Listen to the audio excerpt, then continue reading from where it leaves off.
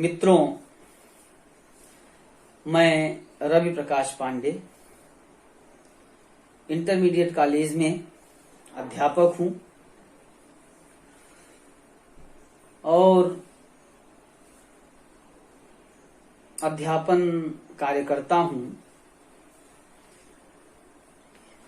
तो मन में जिज्ञासा हुई कि कुछ ऐसा किया जाए, सोशल मीडिया का जमाना है, कुछ ऐसा किया जाए जिसके माध्यम से अपनी बातें दूसरों तक पहुंचाई जाएं, जो हमने पढ़ा है या जो हमें थोड़ा मोड़ा कुछ उसके विषय से संबंधित कुछ ज्ञान है, तो उससे उसको जो है दूसरों तक पहुंचाया जाए, ताकि उससे अन्य लोगों का भी लाभ हो। खास तौर से जो बच्चे हैं 9th 10th स्तर के, 6 से लेकर के 12 तक के, उनको ध्यान में रखते हुए मैंने इस YouTube पर एक चैनल बनाया। इस चैनल का नाम है भाषा व्याकरण अध्ययन।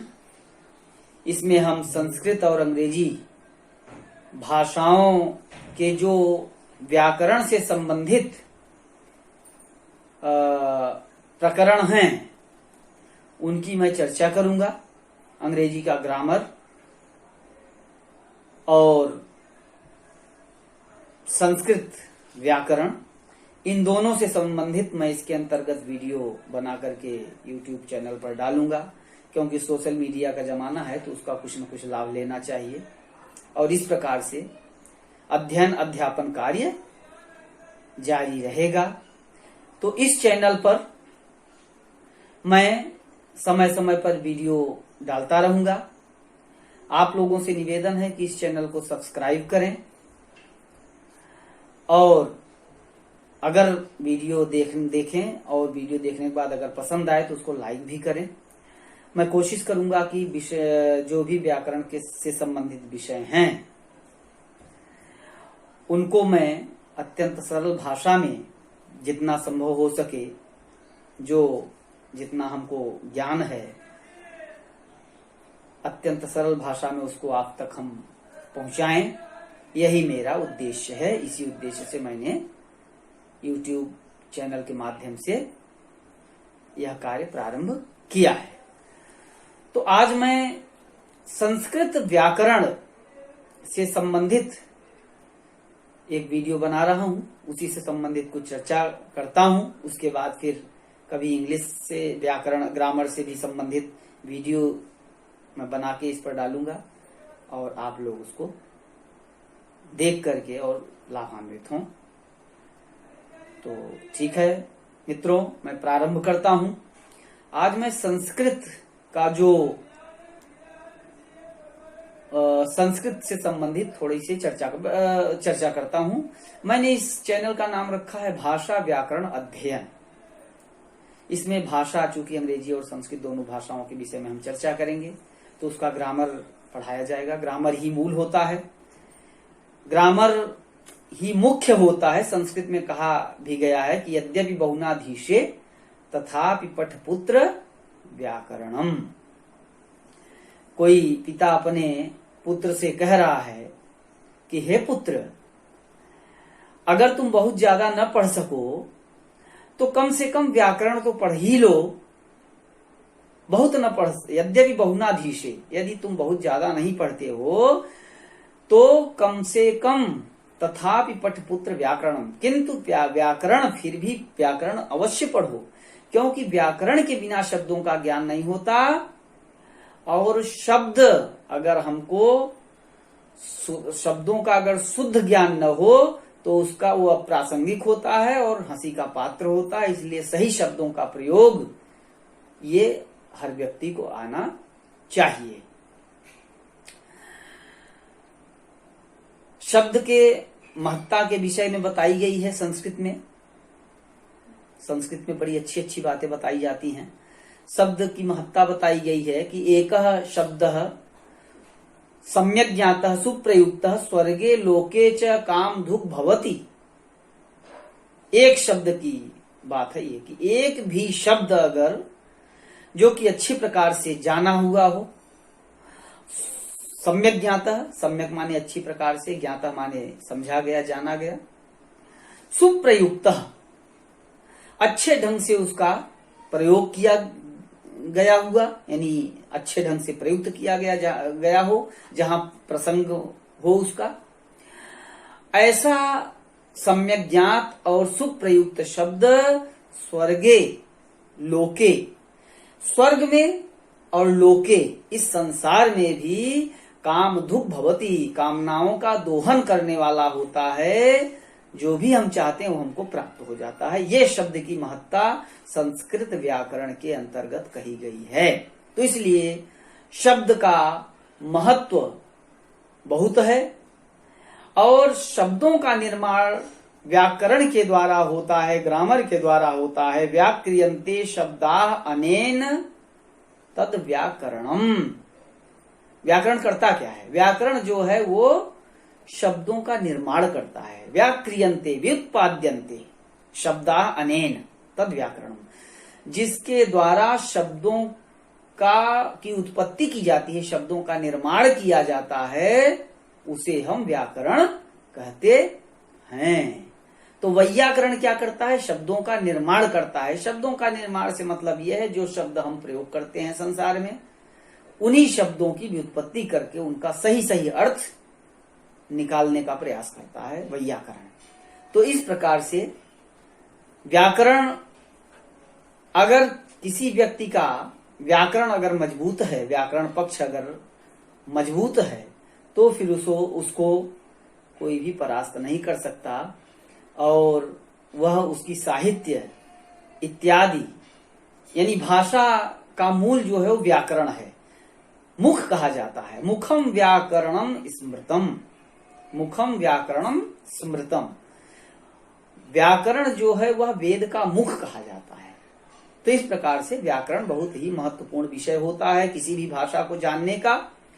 इस को ध्यान में रखते हुए मैंने यह कार्य प्रारंभ किया है। आशा है कि आप लोग उससे लाभान्वित होंगे। तो आज उसके अंतर्गत मैं थोड़ी सी चर्चा कर लेता हूं। व्याकरण हमने बताया, शब्द क्या होते हैं? शब्द के वर्णों के समूह को शब्द कहते हैं। वर्ण भाषा की सबसे भाषा क्या है? भाषा जो है अपने विचारों को दूसरों तक पहुंचाने का एक माध्यम होती है। कोई भी भाषा हो, हम अपने भाषा को जानने वालों के ही बीच में तो रहते हैं। जो हमारी भाषा को जानता है वो हमारे विचारों को समझता है। चाहे जो भाषा हो, उसका जो व्याकरण होता है, व्याकरण का ज्ञान होने पर ही भाषा का सही सही ज्ञान हो सकता है। तो भाषा जो है वो हमें हमारे द्वारा, मतलब हमारे अंदर जो विद्यमान विचार हैं उनको दूसरों तक पहुंचाने का एक साधन, माध्यम होती है। भाषा की सबसे छोटी इकाई होती है वर्ण। वर्णों के समूह से शब्द बनते हैं और सार्थक शब्दों के समूह से वाक्य बनते हैं। उन्हीं वाक्यों के माध्यम से हम अपने विचारों को दूसरों तक पहुंचाते हैं और लोग जो श्रोता हैं, सुनने वाले हैं, हमारे विचारों को सुनने वाले हैं, जिससे हम अपनी बात कह रहे हैं, वो सुन करके हमारे अनुसार या हमारे मंतव्य को समझ करके और उस प्रकार से व्यवहार करता है। जब हम भाषा नहीं होती तो हम अपने विचारों को व्यक्त ही नहीं कर सकते, बोल ही नहीं सकते थे। तो दूसरा जो सुनने वाला व्यक्ति है वो सुनेगा क्या, तो कैसे व्यवहार करेगा। तो इस प्रकार से अगर भाषा न होती तो यह व्यवहार संभव नहीं था। और भाषा का जो आधार है, बेस है, वह है वर्ण। वर्ण सबसे छोटी इकाई होती है। वर्णों के समूह को हम शब्द कहते हैं। सार्थक शब्दों के समूह को हम वाक्य कहते हैं और वाक्यों के माध्यम से ही हमारा व्यवहार चलता है और उसी से हमारी पूरी भाषा बन जाती है। वो चाहे अंग्रेजी भाषा हो, चाहे संस्कृत भाषा हो, सबका अपना अपना व्याकरण होता है। तो इस प्रकार से हम व्याकरण के विषय में हम चर्चा करते हैं। तो संस्कृत व्याकरण की शुरुआत माहेश्वर सूत्रों से होती है। मित्रों, संस्कृत व्याकरण की शुरुआत माहेश्वर सूत्रों से होती है। इसके संबंध में आज हम जो संस्कृत व्याकरण पढ़ते हैं या जो भी पढ़ाया जाता है, लौकिक संस्कृत व्याकरण शास्त्र का सबसे उत्तम और प्रामाणिक ग्रंथ महर्षि पाणिनि का अष्टाध्यायी है। ये जो भी हम संस्कृत भाषा के अंतर्गत व्याकरण पढ़ते हैं, जो सूत्र पढ़ते हैं, यका सवर्णे दीर्घ, इको यणचि, आद गुण इत्यादि, जितने भी संस्कृत व्याकरण में आपने सूत्र पढ़ा होगा, सभी को छोटी कक्षाओं में संस्कृत व्याकरण कुछ न कुछ पढ़ना ही पड़ता है। संधि है, समास है, प्रत्यय है, अनुवाद है इत्यादि, कारक प्रकरण इत्यादि पढ़ना पड़ता है। और उसमें जो सूत्र बनाए गए हैं वो महर्षि पाणिनि के द्वारा बनाए गए हैं। और उनका मूल ग्रंथ जो उत्तम, सबसे सर्वोत्तम ग्रंथ है विश्व का संस्कृत व्याकरण का, वह है अष्टाध्यायी। संस्कृत दो भागों में बटी हुई है, एक वैदिक संस्कृत, एक लौकिक संस्कृत। तो वैदिक संस्कृत का व्याकरण अलग है, लौकिक संस्कृत का व्याकरण अलग है। तो जो लौकिक संस्कृत का व्याकरण है उसमें सबसे प्रमुख ग्रंथ जो है वो पाणिनि मुनि का अष्टाध्यायी है। उसी को आधार मान करके, उसके बाद तो कई ग्रंथ लिखे गए छोटे छोटे, उसी को आधार मान करके उसी की व्याख्या की गई है, उन्हीं के सूत्रों की। कुछ वार्तिककार कात्यायन ने, आचार्य पतंजलि ने, महर्षि पतंजलि ने भी भाष्य लिखा, महाभाष्य। तो वो व्याख्याएं की गई, मूल वही ग्रंथ है। तो उन्हीं को आधार मान करके हम इसका अध्ययन करेंगे। तो मूलतः जो हमारा उद्देश्य है 6 से लेकर के 10 तक के बच्चों या 12 तक के बच्चों के विषय को ध्यान में रखते हुए हम व्याकरण का अध्ययन करेंगे, अध्यापन का इसमें करेंगे, और आप लोग उसको सुनिए। तो हमने बताया मित्रों कि संस्कृत व्याकरण में वर्णों की बात की गई कि वर्ण उसका आधार है। इसमें माहेश्वर सूत्र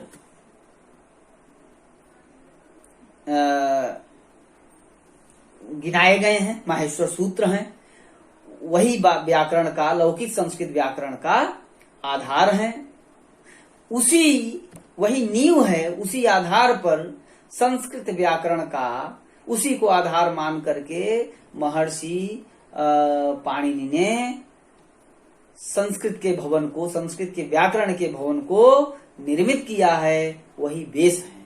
तो इनको प्रत्याहार सूत्र, माहेश्वर सूत्र जो हैं, इसमें वर्णों को गिनाया गया है, वर्णों का संकलन किया गया है मित्रों। तो माहेश्वर सूत्र क्या हैं, इनके विषय में हम जान लेते हैं। माहेश्वर सूत्र 14 हैं। अ इ ऊण ऋलृक ए ओम। मित्रों, इसमें जो अंतिम वर्ण है 14 सूत्रों में, वो हलंत है। तो इस प्रकार से पढ़ा जाए कि हलंत ज्ञात हो।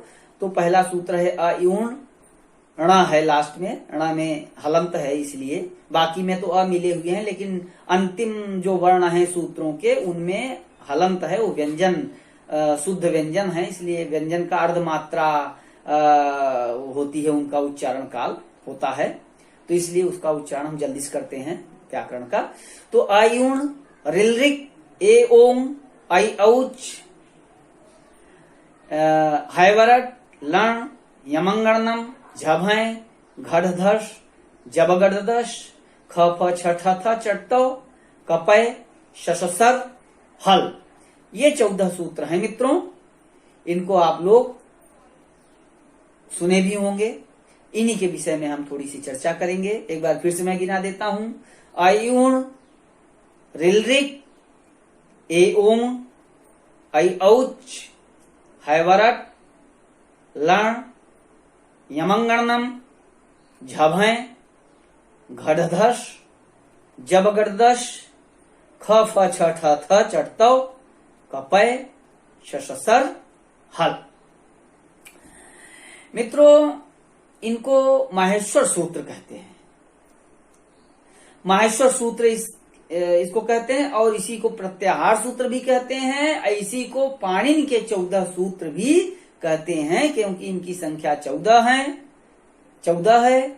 और भगवान पाणिनि ने, आचार्य पाणिनि ने इसका संकलन किया था। इसको माहेश्वर सूत्र क्यों कहते हैं, इसके विषय में थोड़ा सा जानते हैं।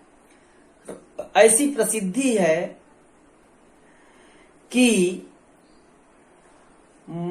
आचार्य पाणिनि ने भगवान शंकर महेश्वर की तपस्या की। भगवान महेश्वर प्रसन्न होकर के डमरू बजाए और उस डमरू से 14 बार डमरू बजाया उन्होंने, और प्रत्येक बार एक सूत्र उससे निकला। इस प्रकार से 14 सूत्रों की ध्वनि हुई इससे, और महर्षि पाणिनि ने उसको समझा और उनका संकलन किया। इस प्रकार से महेश्वराद आगतानि सूत्राणि इति माहेश्वर सूत्राणि तथा आगतः इति सूत्र से, इस सूत्र से महेश्वर शब्द से अण प्रत्यय होकर के माहेश्वर शब्द बना है। तो इस प्रकार से इसको हम माहेश्वर सूत्र कहते हैं। क्यों कहते हैं? क्योंकि भगवान शंकर से हमको भगवान आचार्य पाणिनि को प्राप्त हुए थे। उन्होंने उसको सुना और समझा और उसका संकलन किया। इसके अंतर्गत आपने ध्यान दिया होगा कि वर्णों का संकलन किया गया है। वर्ण मैं चर्चा कर रहा था, वर्ण ही बेस है शब्द से फिर भाषा तैयार होती है। तो ये वर्ण कहां से आए? भगवान शंकर से, महेश्वर से। तो उसके संकलनकर्ता आचार्य पाणिनि हैं। तो इस प्रकार से इसको माहेश्वर सूत्र पाणिनि, इसी से प्रत्याहार बनाए जाते हैं। प्रत्याहार क्या है मैं आगे आपको बताऊंगा। प्रत्याहार क्या होते हैं, कैसे बनाए जाते हैं, इसकी चर्चा मैं आगे करूंगा इसी सीरीज के अंतर्गत। और इसी को पाणिनि के 14 सूत्र भी कहते हैं। ये 14 सूत्र भगवान शंकर से ही प्राप्त हुए। इसके विषय में 2 कारिकाओं का मैं उल्लेख करूंगा। एक तो नंदिकेश्वर काशिका में एक कारिका प्राप्त होती है, बहुत प्रसिद्ध कारिका है, और एक पाणिनि शिक्षा की कारिका है।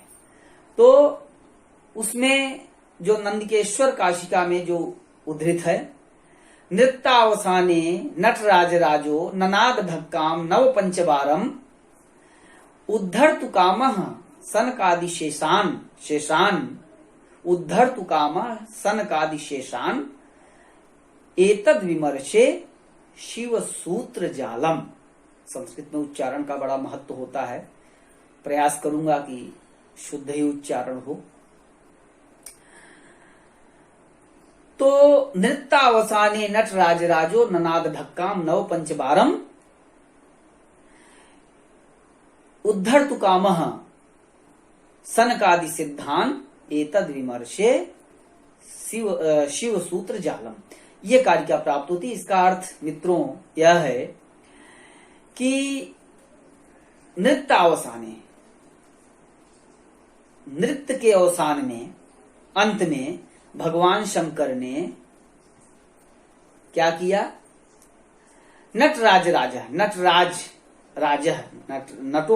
नटराजों के जो स्वामी हैं भगवान शंकर, उन्होंने नव और 5, ये 9 5 14 बारम माने बार, ननाद ढक्काम माने डमरू, ननाद माने बजाया, लिट लकार का, नद शब्द का, नद धातु का लिट लकार का रूप है, प्रथम पुरुष एक वचन का। तो ननाद उन्होंने बजाया। उद्धर्तु कामः सनकादि सिद्धान, सनक आदि जो सिद्ध मुनि हैं उनका उद्धार करने की अपेक्षा से, उद्धार करने के इच्छुक भगवान शंकर ने 14 बार डमरू बजाया और उसी से यह शिव सूत्र जाल उत्पन्न हुआ उसी का विचार किया गया। यह शिव सूत्र जाल उत्पन्न हुआ। तो इस प्रकार से यह प्रमाण है कि शिव सूत्र जाल कहां से प्राप्त हुआ? भगवान शंकर से। इसीलिए इसको माहेश्वर सूत्र कहते हैं। पहला प्रमाण है। दूसरा प्रमाण है, आचार्य पाणिनि ने स्वयं पाणिनि शिक्षा में कहा है। क्या कहा है? उसमें अक्षर समामनाय, वर्ण समामनाय आया है। वर्ण समामनाय शब्द का प्रयोग किया गया है। क्या है? ये अक्षर समामनाय, ये नाक्षर समामनायम अधिगम्य महेश्वरात्। ये नाक्षर, अक्षर समामना इसी 14 सूत्र को कहते हैं। इन्हीं सूत्र वर्ण, इसी सूत्र को कहते हैं अक्षर समामनाय। इसी को वर्ण समामनाय भी कह सकते हैं। ये पाणिनि शिक्षा से ये कार्य क्या है? श्लोक है, ये नाक्षर समामनायम अधिगम्य महेश्वरात्। ये नाक्षर समामनायम अधिगम्य महेश्वरात् कृत्स्नम व्याकरणम प्रोक्तम तस्मै पाणिनये नमः। ये नाक्षर समामनायम अधिगम्य महेश्वरात् कृत्स्नम व्याकरणम प्रोक्तम तस्मै पाणिनये नमः। येन माने जिसके द्वारा, पैसिव वॉइस में है, कर्मवाच्य में है। येन जिसके द्वारा, जिस पाणिनि के द्वारा अक्षर समामनायम अधिगम्य, अक्षर समामनाय, इस वर्ण समामनाय को प्राप्त करके, अधिगम्य माने ग्रहण करके, अक्षर अधिगम्य महेश्वरात्, महेश्वर से, भगवान महेश्वर से अधिगम्य प्राप्त करके, कृत्स्नम माने संपूर्णम, संपूर्णम व्याकरणम प्रोक्तम, संपूर्ण व्याकरण, प्रोक्तम माने कथन किया, उक्तवान, उसको कहा, प्रोक्त माने कहा, तस्मै उस पाणिनि, तस्मै पाणिनये, उन पाणिनि मुनि को नमस्कार है। तस्मै पाणिनये नमः। नमः के योग में नमः स्वस्ति स्वाहा स्वधा अलम वषड योगाच्च, इस सूत्र से चतुर्थी होती। पाणिनय, तस्मै पाणिनय, दोनों में चतुर्थी हुई है। तस्मै पाणिनये नमः। तो इस प्रकार से ये मतलब जिन पाणिनि मुनि के द्वारा भगवान शंकर से अक्षर समामनाय अर्थात इन 14 सूत्रों को प्राप्त करके संपूर्ण व्याकरण का कथन वाचन किया गया, निर्माण किया गया, ऐसे उस पाणिनि मुनि को नमस्कार है, हम प्रणाम करते हैं। तो इस प्रकार से इन दो कारिकाओं के माध्यम से, इन दोनों श्लोकों के माध्यम से, कारिकाओं के माध्यम से यह पता चलता है कि यह जो 14 सूत्र हैं, माहेश्वर सूत्र, ये पाणिनि को भगवान शंकर से ही प्राप्त हुए थे। तो इस प्रकार से ये 14 सूत्र जो है, इनको माहेश्वर सूत्र कहते हैं। इन्हीं से हम प्रत्याहार बनाते हैं और इसीलिए इनको हम प्रत्याहार सूत्र भी कहते हैं, और यही पाणिनि के 14 सूत्र भी कहे जाते हैं। अब मित्रों, प्रत्याहार क्या होते हैं, इसके विषय में हम अगले वीडियो में चर्चा करेंगे। और इस वीडियो में आज प्रारंभ था, इसलिए बस इस वीडियो को यहीं खत्म करते हैं। अगला जो हमारा वीडियो आएगा उस पर हम प्रत्याहार के संबंध में और प्रत्याहार का निर्माण कैसे करते हैं और शेष आगे की चर्चा हम व्याकरण से संबंधित करेंगे। ठीक है मित्रों, बहुत बहुत धन्यवाद आपको। इसको आप अगर पसंद आए तो अवश्य लाइक करिएगा और सब्सक्राइब करिएगा चैनल को। ठीक है मित्रों, बहुत बहुत धन्यवाद।